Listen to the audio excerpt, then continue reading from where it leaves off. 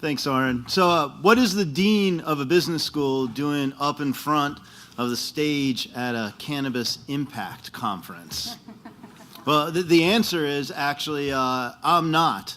That is, I've been asked by the university attorney to disclaim my affiliation with the university. Seriously. So I thought that was just an interesting way to set some context.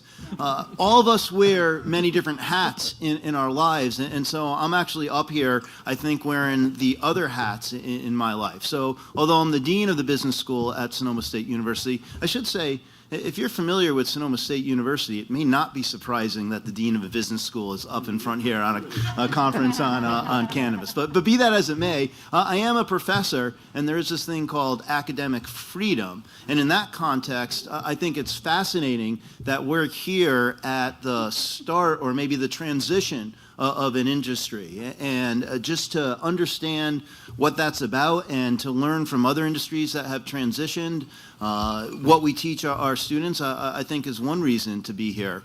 I'm also a community member that serves on boards of organizations that are involved in economic development.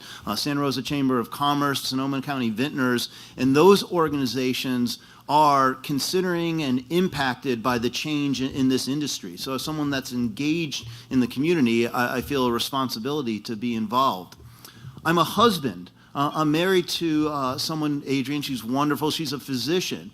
And so we've had conversations about the health consequences of this industry, both the medicinal benefits and, as a pediatrician, some of the potential consequences or harm that could come to the kids in our community. And by proxy, I'm also a parent. I've got 3 teenage boys. And so the impact of this industry on them is perhaps the most important thing that I'm interested in. And what I've learned in my life, that if something's important to you, the most significant thing you can do is to get involved. And so I'm happy to be here tonight, regardless of what hat I'm wearing, and I'm honored that you would invite me to have this conversation with you. So we're going to have a panel dialogue. We've got a couple questions that I want to start out asking the panel members individually, and then some that they can answer collectively, and then pretty shortly we'll turn it over to those of you in the room and get some other dialogue going. But let me start with a question to Tawnie, and maybe you can help frame the dialogue by giving us the regulation of the land locally. What's the legal context that we're going to be within to establish this industry? Okay, thank you. Thank you, Dean Silver. Well, there's a lot happening. So 2016 has been a big year for local implementation or bans, depending on where you live, throughout the state of California. And here in Sonoma County, we have seen a mixed bag. We have 9 incorporated cities, one of which is working on implementing the MCRSA license types into local permits. And then the county has been working on research and development. There was an ad hoc committee that was enacted early on in the year. The 2 members of the ad hoc committee are here with us tonight. Thank you both so much. And the county, I have seen, has worked so hard at lightning speed to keep up with the pace of our industry, trying to get ready for this kind of big feeling of a competitive battle to be on the field throughout the state. Sonoma County is predominantly a production based cannabis industry, but there's a lot for packaging and distribution just by our regional placement and historically throughout the industry. So there's a lot of opportunity here in Sonoma County. We're both urban and rural. When the state had to create regulations that made sense in both LA and Humboldt, that was a daunting task. When you look at Sonoma County and making regulations that make sense in the city of Santa Rosa and out in the northeastern corner of Sonoma County, these are very dynamic and different places in which different activities are more appropriate than some. So right now, we've seen the city of Santa Rosa have the dispensary ordinance will be reevaluated. We anticipate seeing new language in the comprehensive ordinance that they're planning on presenting this November. They opened up conditional use permit for cultivation. They have 3 applicants who have been going through the process for the last 4 months now. And just recently, there was a zoning code interpretation that allowed for the kind of structure of the license types, the lab, the manufacturing, the distribution, and transportation, to be able to have a place at the table in Santa Rosa's in cannabis industry. On Sonoma County, there will be a presentation of the ordinance in mid-September for the Planning Commission to review. So that's coming up really quick. We have 3 weeks perhaps before there should be a polishing of some language that's going to make an impact, and there's going to be a ripple sent throughout our community when we see where land use zoning goes for cultivation. What zoning will it fit? And this has been a really hard, tough discussion. Primarily, what we have found through our polling of Sonoma County over the last 18 months, 70% of the cultivators are under 3,000 square foot cultivation, canopy size. The majority of those cultivators tend to be in some residential zoning. This is an issue because we have residents in our community who don't want that next door. They don't want to have commercial activity, just like they don't want a commercial brewery in the backyard next door to them. So there's a balance that is having to be struck, and this is going to be a huge conversation, I'm sure, in 3 weeks from now. The discussion about residential applications and how we're going to help all of these operators transition into appropriate zoning is going to be a big one, and we're, like I said earlier, we're going to need all the solutions at the table to support our local government in the county in striking that balance that Tony had mentioned earlier. I think I'll stop there for now. Great. Then let's segue to Tony, because Tony, you talked about the process that you've been going through. What can you share today about the guidelines as they're being developed for real estate and land use? Okay, so the point we're at right now is we're really sort of honing down what zoning designations we would allow cultivation in, what size of grow we would allow, and then what are the mitigations specific to that zone. And so we're talking about things like setbacks for odor mitigation. We're also looking at environmental concerns, water quality issues, fertilizer and pesticide use. So there is some precedent for this type of an ordinance already in the county, in that we have an ordinance that governs vineyard and orchard development in the county that is administered by the Agricultural Commissioner's Office. So there is precedent, and the way that works is the ordinance basically establishes the standards, and then there's complementary best management practices that go along with that. So I could see a similar approach for this.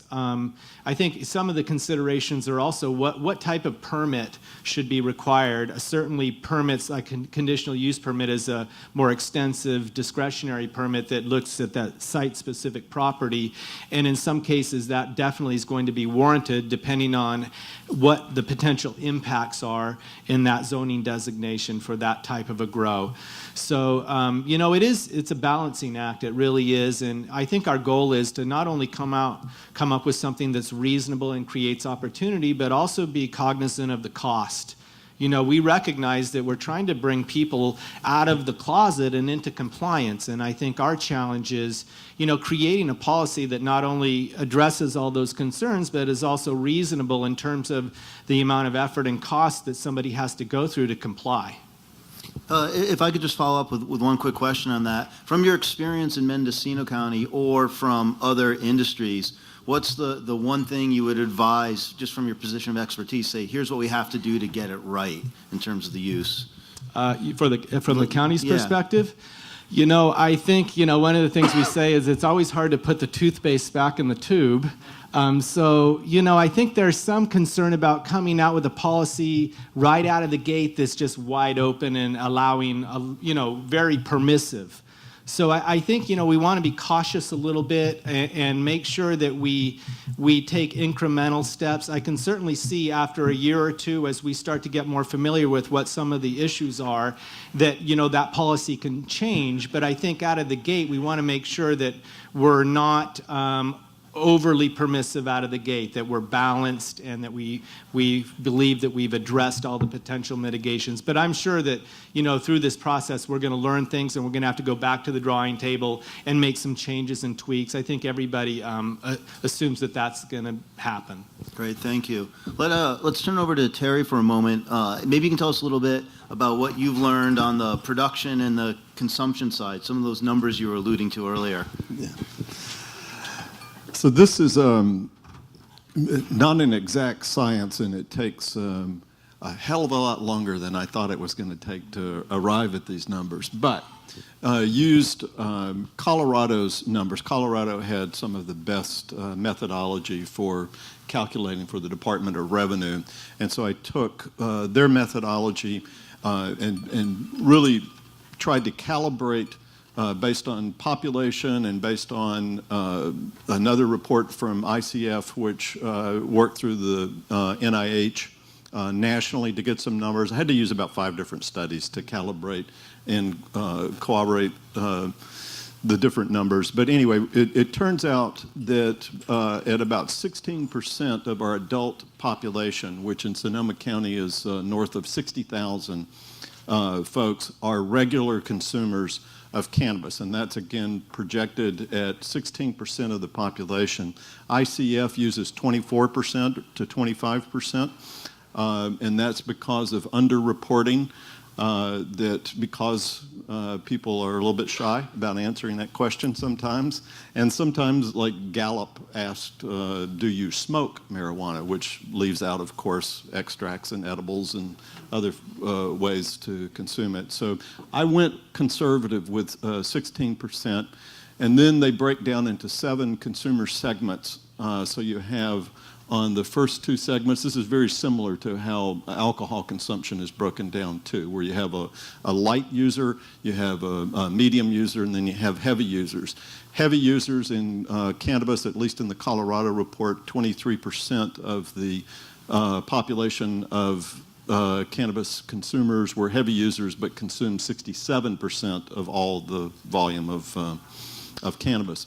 And I think there were a number of assumptions I made about Sonoma County consumers, is that this is a more mature, both producer, because it's a producer market, it's also a more mature consumer market.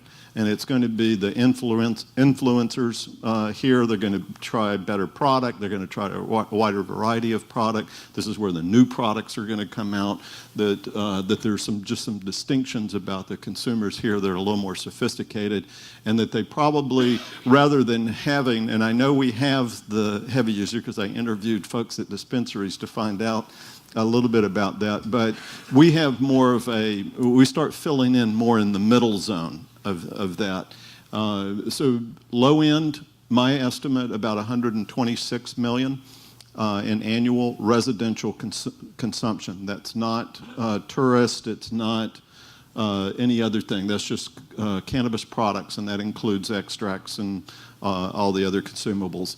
The ICF projected it at 210 million. And what they did was they applied a bump that Rand Corporation identified that 45% on the high end, 22% in the middle, and about 2% on the bottom end. And I think that's how they got up to a little bit higher number. But even at 126 million, as I pointed out earlier, just to give you that contrast, wine consumption is 50 million. And I'm only talking about wine consumers, meaning a resident who buys wine at a store or a restaurant is 50 million. Beer is 68 million. So even in contrast with that, you get an idea of how big of a consumer market this is. Great, thanks. So we've had a little bit of our perspective locally. Maybe, Hezekiah, you can help us with a state perspective. Help us understand what we can do in Sonoma County compared to other communities in the state to transition this industry. What should we do that makes sense for Sonoma County? Absolutely. First and foremost, let's just take the regulatory framework from last year, which was passed for medical, and in a lot of ways is the foundation for Proposition 64, which we'll vote on in November for adult use. It is based fundamentally on local control. Local control is political bedrock here in California. It is buried deep in the state constitution. It has been part of our state for a long time. Police power and home rule. We have local powers here that aren't necessarily the same in other counties. So how this translates, or in other states, excuse me, how that translates to cannabis is that you need a local permitting program here in order for your operators to apply for state licenses. We, as operators, as business owners, cannot even start to comply with state regs if there is not a local permit that opens that door. It's the first requirement of state licensure. So first and foremost, you can issue permits. That would be a great start because you've got a lot of business owners that really want to comply with state law. There's also in that local control doctrine, there's a certain balance of powers where land use authority and police power are not the same as public trust resource protection. The resource agencies have a public trust mandate. And so realizing sort of what the lanes are and what the balance of power is, the county doesn't need to solve every problem. The state agencies, for the first time ever, are funded and ready to help support doing that, but they can't do that unless permits are available.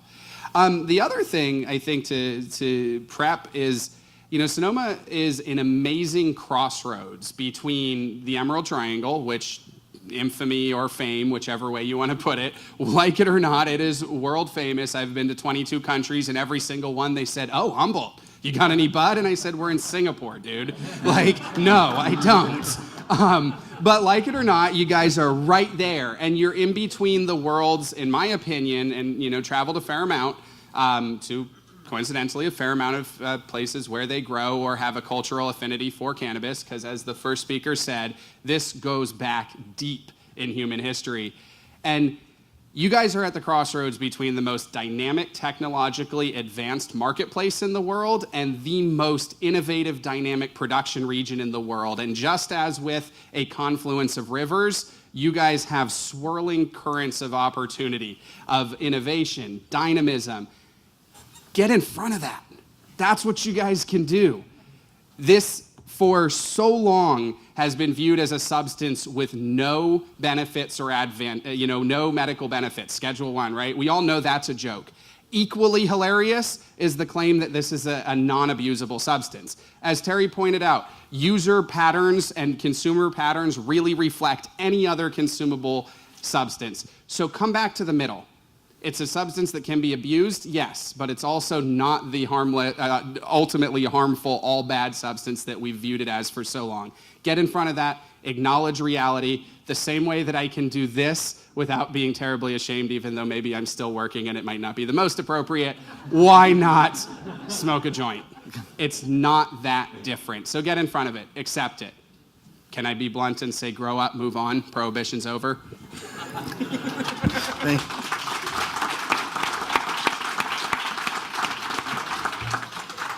So let's widen our perspective one more time, get out of our own state and back to Colorado for a moment.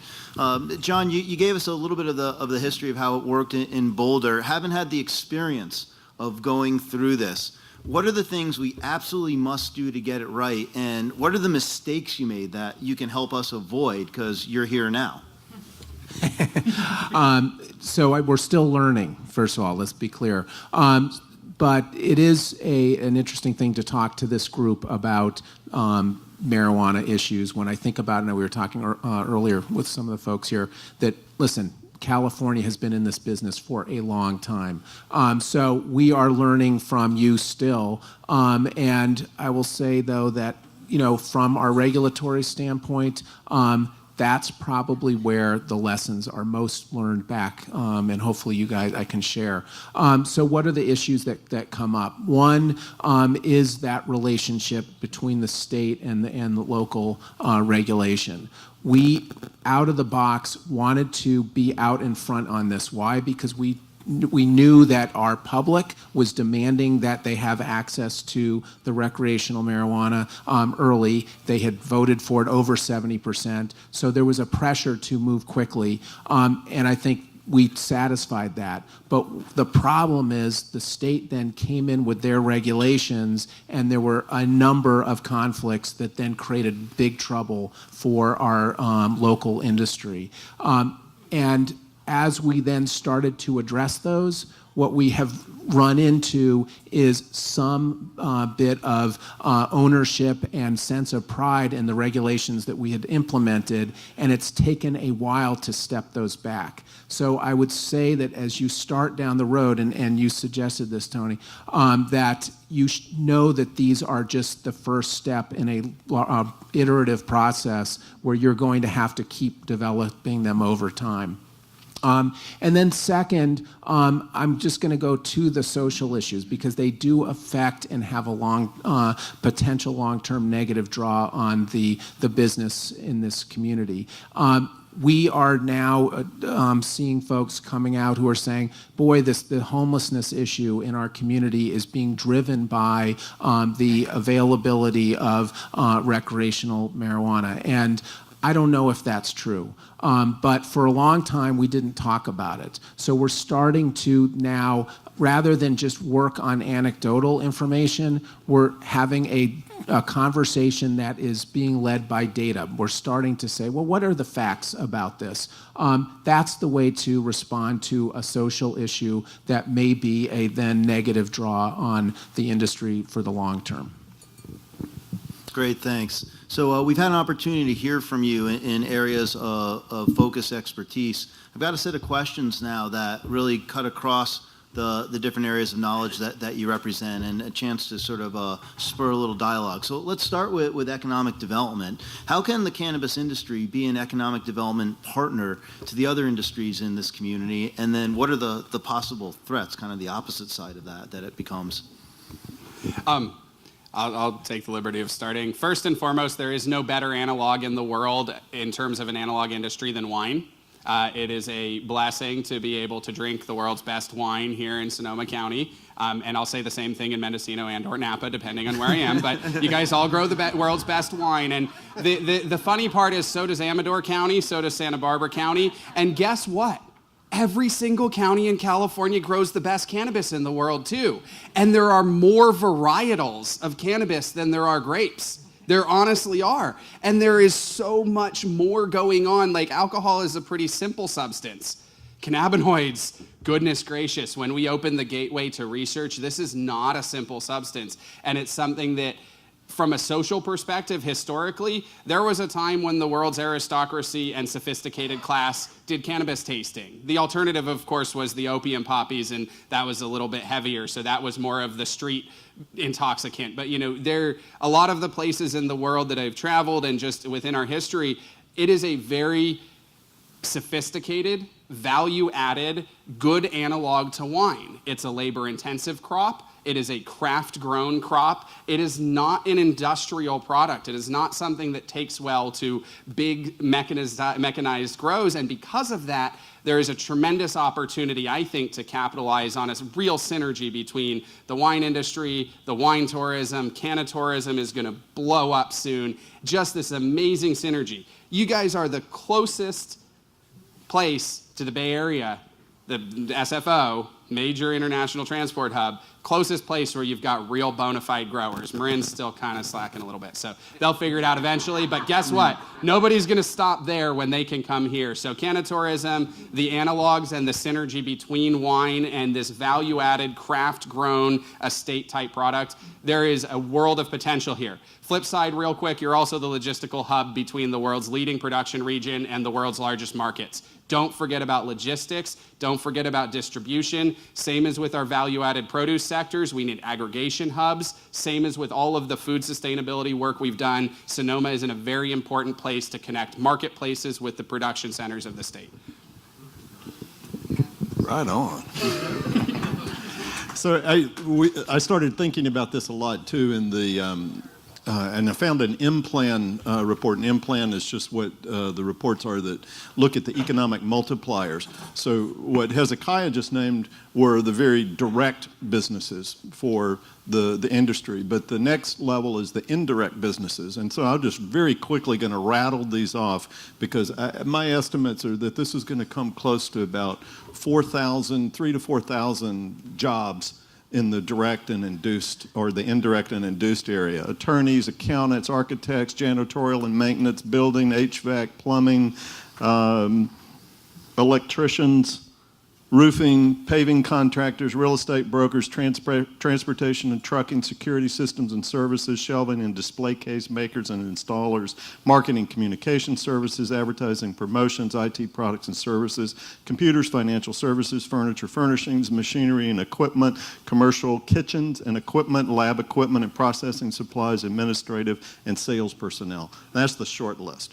And so we're going across essentially some of the work that we're doing and that you'll see in CRED Magazine is that we're going to publish a grid of all the supply chain and then all the jobs that can be created underneath the supply chain so that we start understanding that the business is already there. If this I gave you the consumer demand side, but our estimates on the production side is north of $2 billion for Sonoma County, and that's without the indirect and an induced. And when you start adding that into it, you're talking about, if most of you know that the food processing and manufacturing cluster, which includes the Amy's Kitchens, La Tortillas, Lagunitas, and all the wine manufacturing, employment base is 9,300 for Sonoma County.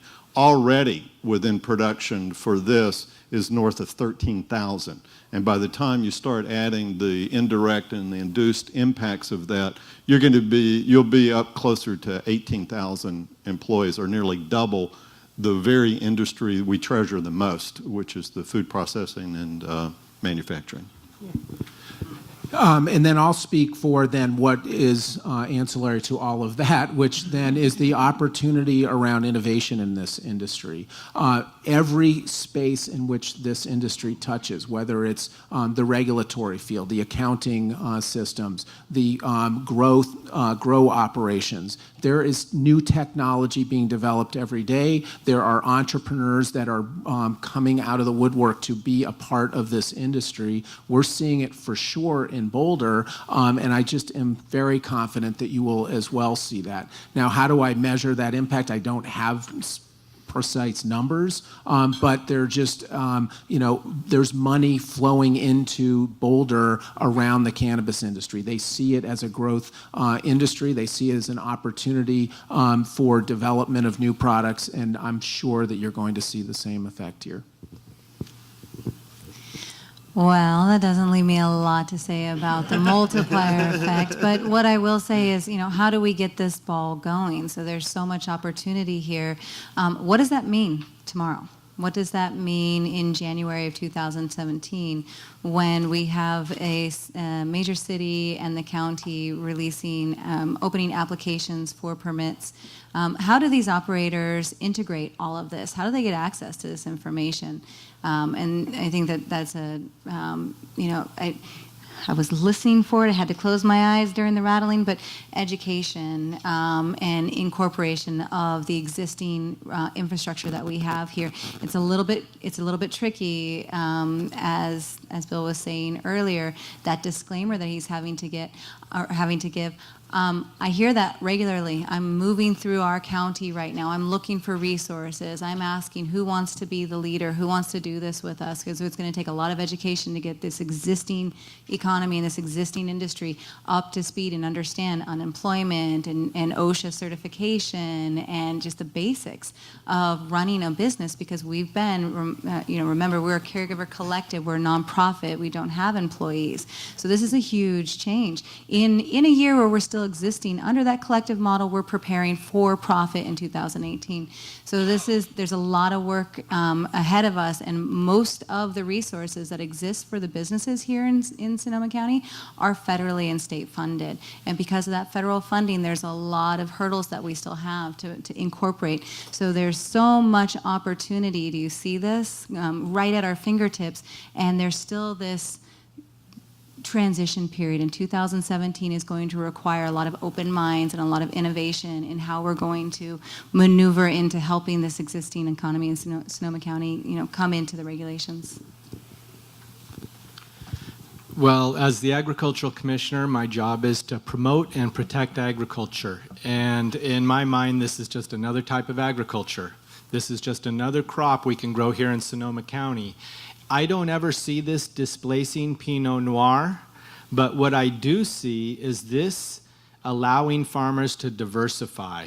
The example that I would use is our dairy industry. 20 years ago, we had 120 dairies in Sonoma County. We're down to about 72. The dairies that have survived have gone organic, or they've diversified their operation with wine grapes. And so we've seen dairy operators survive by diversifying into wine grapes. I can see cannabis used in a similar fashion. There is a lot of crossover between the small farmers that grow our local food crops here and cannabis cultivation. This has always been an issue in Sonoma County. We'd like to produce more local food. The cost of the ground here in Sonoma County is very expensive. You got to sell a lot of zucchini to pay the property tax.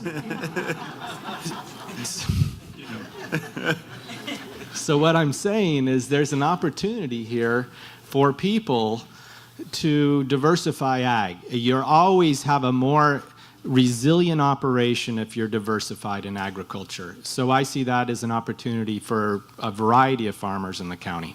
So you struck on a chord, and I wanted Well, actually, just real quick, I'll be real quick. And so another area of innovation, just to be clear, and there's great economic opportunity here. That's why we all want to speak to it. Is the now more access to marijuana, cannabis, and the derivatives is allowing then for more experimentation into the alternative uses for cannabis. So everything from the use for hemp and all those materials that come out of cannabis as a commodity, as well as then the biotech industry exploring medicinal properties that are more traditionally associated with the pharmaceutical industry. So all of that is something that you can anticipate, and I would suggest that you help to cultivate along with the other sort of the recreational uses of the product. Absolutely, and you know, Tony really hit on a chord, diversified agriculture. I fundamentally believe that small local farms are good for California. I think there is a community, cultural,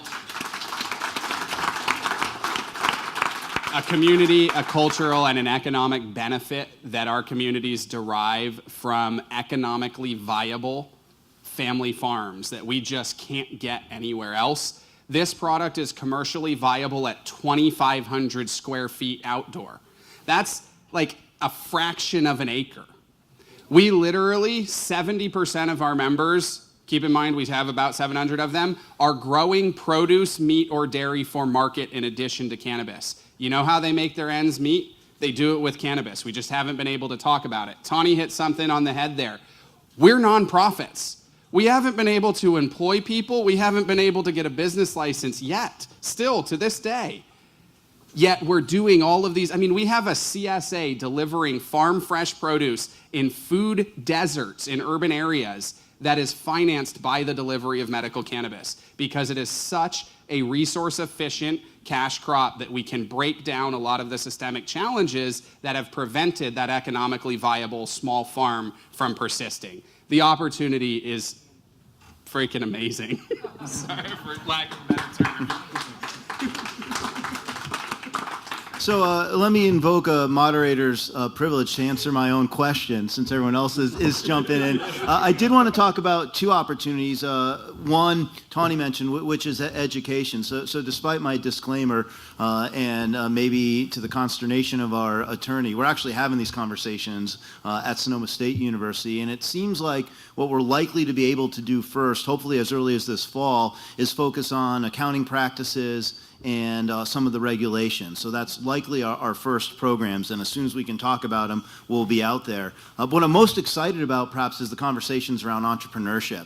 I've had students for years in business planning and entrepreneurship classes coming up saying, hey, I've got this idea, and can you help us? And we are not allowed to help them.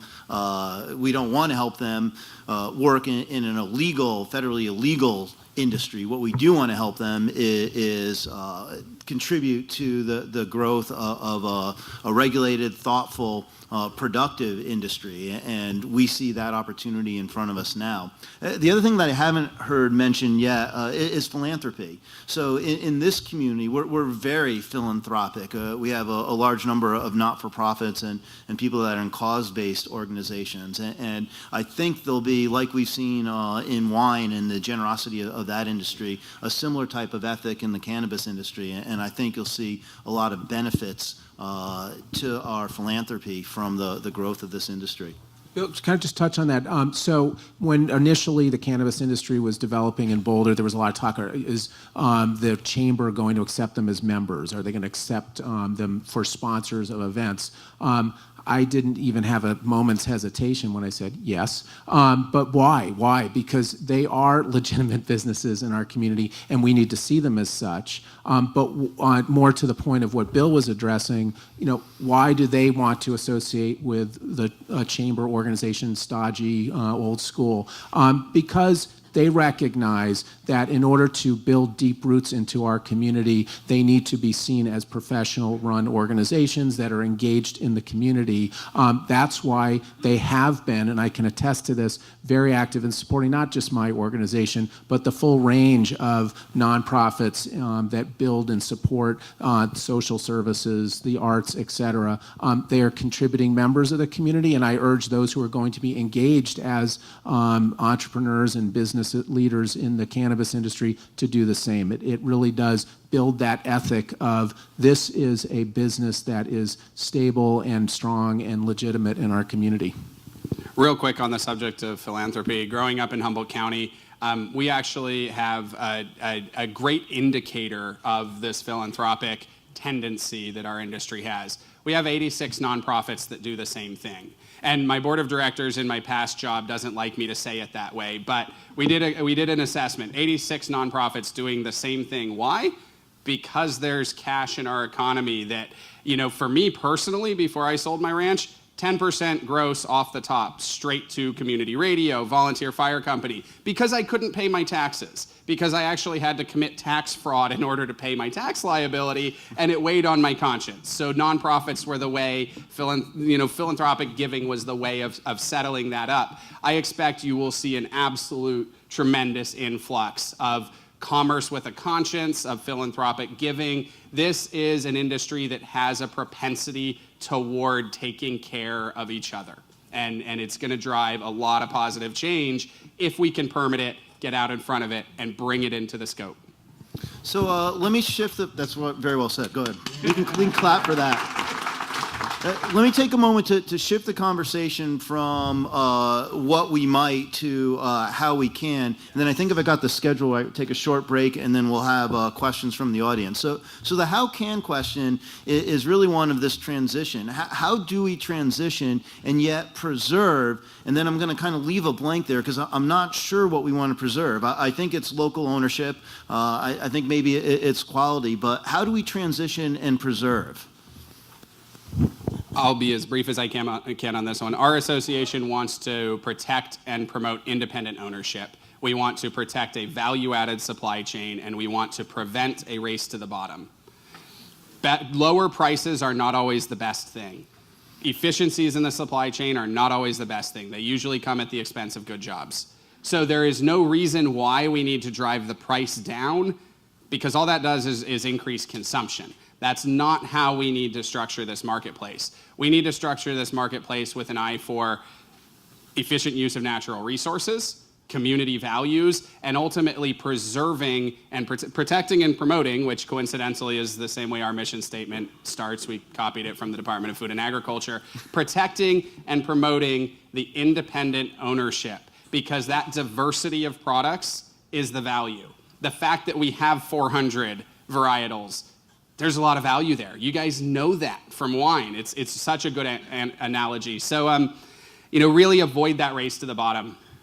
We don't need to gut this marketplace and make it as cheap as possible for consumers to consume as much as they want. We need to keep the value in it, and we need to keep our values in it. And we value each other, our place, and our natural resources. So let's keep that in mind. We think cultivation caps.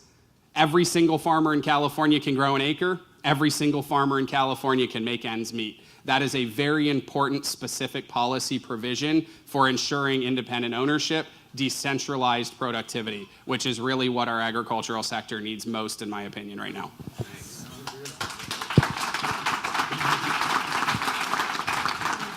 I think from our perspective, GoLocal's perspective, and sustaining technology's perspective is to ditto everything he said about the local, independent, the artisan, the craft, the high quality. The brand of Sonoma County is that, and that we want to preserve that. And I think looking at the intrinsic value of that and also the quality of life of the people who are running these businesses.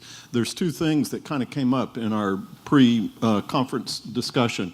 One of them was the uncertainty and how disruptive uncertainty is. So imagine, for those of you not in the cannabis sector, how much uncertainty exists now in the way that it is, and how much do you imagine that's going to amp up when we start making this transition? We got enough uncertainty, so to me, the counterbalance to that is stability. And as Hezekiah is talking about on the price, we need the price stability, we need operations. I can't imagine, I mean, I have to just take my hat off. I'm a student of business, and I have to say that any industry that can run it this big, this well for so long is got to have some really good business people in there, and that we need to make that transition in a very stable and raise up the degree of certainty in what that's going to be like. So I don't have an answer, but I will tell you that it's going to be a challenge. And how do I know that? Well, first of all, there is no question that we're seeing initially just a lot of the, for lack of a better word, less sophisticated folks who came into the industry. They peeled off almost immediately when they saw the challenges. You then start to see a number of sort of the more successful retail operations and producers buying up licenses from others in the area. So already you're starting to see some consolidation. And then I hear stories from them that they're getting inquiries from folks from out of state saying, listen, we'll buy up your entire operation. We're going to come up with some sort of national brand, whatever it is. There are price pressures and just plain benefit for those who are out in front to cash out and be a part of a consolidation move. And then finally, there are individual business leaders in Colorado who are thinking, you know what, I'm moving out to Oregon. I'm moving out to California. I have agents out there who are buying up the best retail spots. So you may not even realize it, but there already is some sort of a national marijuana industry taking place right under your nose. So I don't have the answer on how you address it, but I can just tell you that it is happening. Next question, we're going to go in reverse here. How do we integrate? How do we integrate this industry?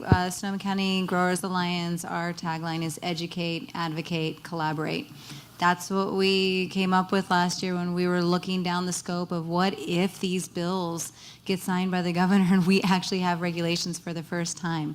That seemed like a long shot. I was heartened to know that there were some really strong, dedicated folks who were, sacrificing their personal lives in order to make sure that this was done right the first time.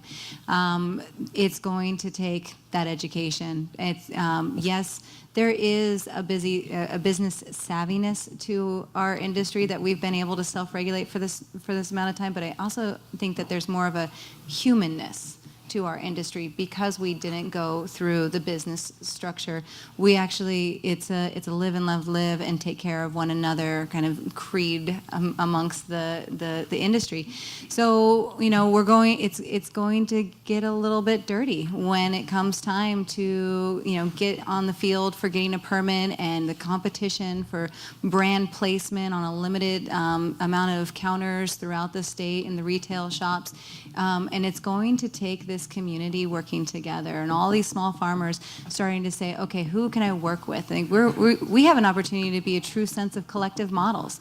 We can aggregate together, and in those small farms aggregating together, finding what they share in their values and putting that brand to market, we can actually buffer the impact of larger corporations.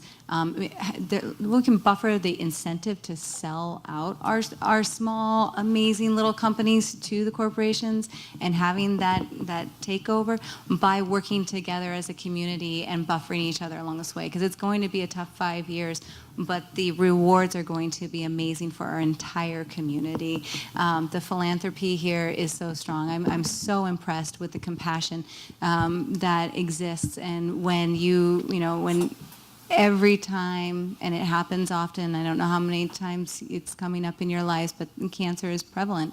And every time somebody finds out, they tend to call somebody they know that has access to cannabis. What can we do? I don't want to go through the Western medicine. I want to do this alternatively. I don't want to, zap my body. I want to heal instead of being, fixed. This is the gift that we are bringing collectively, whether you're in the industry or not. By supporting this and helping us create the solutions, we create the solutions for all of us.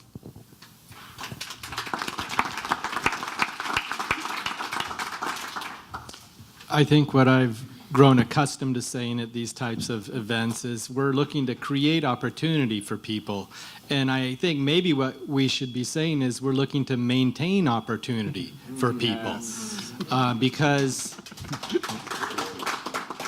I think certainly we recognize that this is an important part of our economy. And you have, these growers are going to be held to the highest standard that you can imagine. I mean, the product's going to be tested for mold, mildew, pesticide residue. Everybody and their brother that thinks they can grow clean, high-quality cannabis and just jump into this, they're in for a rude awakening. And I think, like was mentioned earlier, we're going to weed all those people out, no pun intended, early on in the process. So I think, at the county level, we are aware that this industry already exists in the county. We have a fairly good sense of where they're already cultivating, and where possible, I think we're trying to maintain that opportunity for those people.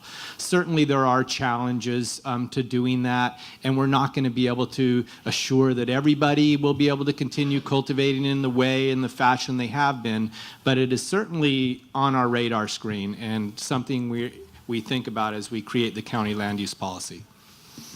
Thanks for all those great thoughts. So, Oren, we're going to take a 10-minute break.